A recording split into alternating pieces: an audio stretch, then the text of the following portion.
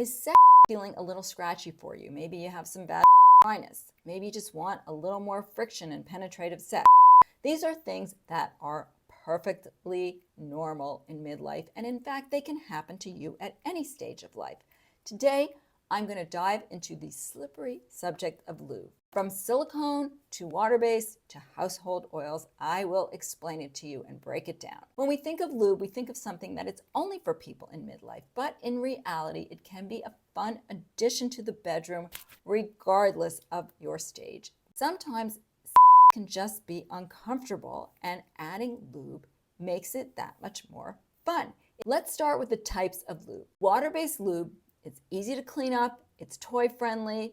The problem with water-based lube is that it gets sticky and you have to keep reapplying it. I don't love water-based lube. Silicone lube, which is my favorite, it lasts longer, it is messy, it will stain your sheets, so you might want to put a waterproof sheet underneath, or just make sure you change them after you've finished.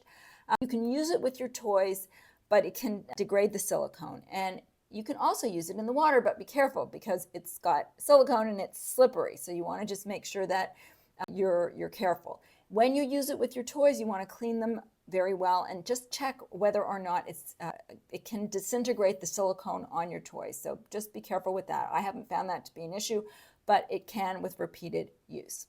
There are also hybrid lubes that are water and silicone based. Lastly, I'll talk about oil-based lubes. There's household oils, coconut oil. I know that even doctors are recommending that.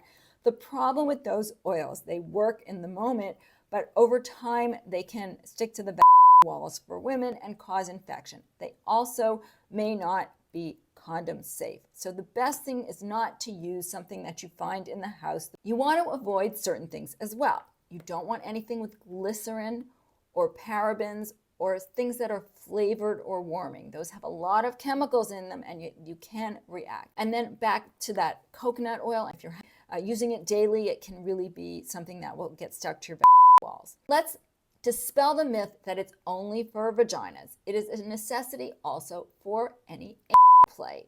Play without lube is just a no-no. We always want to use a lot of lube. It's very sensitive and the skin is very thin. It also helps owners because it makes the whole experience much more slippery. It can be used in foreplay. It's great when you're giving a hand job. It's great when you're masturbating for a man. You definitely want to keep lube around. You want to have lube on your bedstand. You want to have lube in your purse. You want to keep lube as part of your regular